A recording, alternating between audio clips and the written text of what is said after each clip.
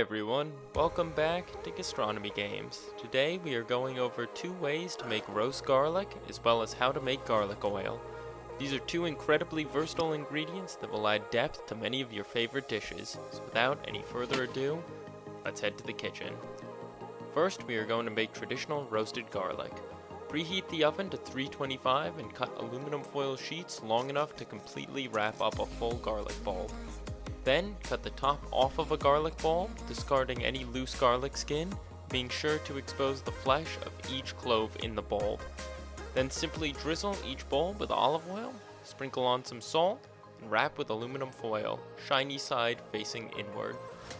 Bake on a cookie sheet until cloves are soft. This will take about 40 minutes depending on the size of the garlic.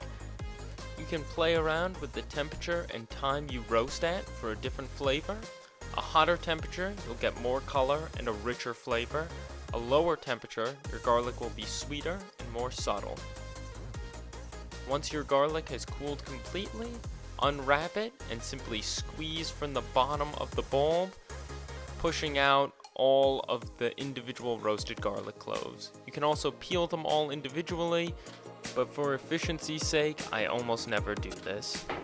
Our next method is technically not roast garlic, it is garlic confit, which is a French technique where you slowly cook garlic submerged in fat.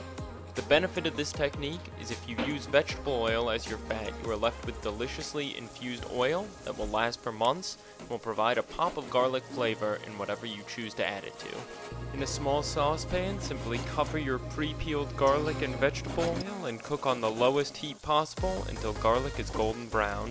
Then strain out your oil, let cool completely, then transfer to a squeeze bottle and enjoy.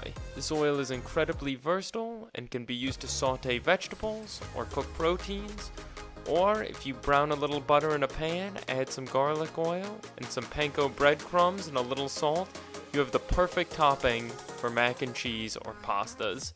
I hope you learned a little something from this video, and I can't wait to cook with you all again soon.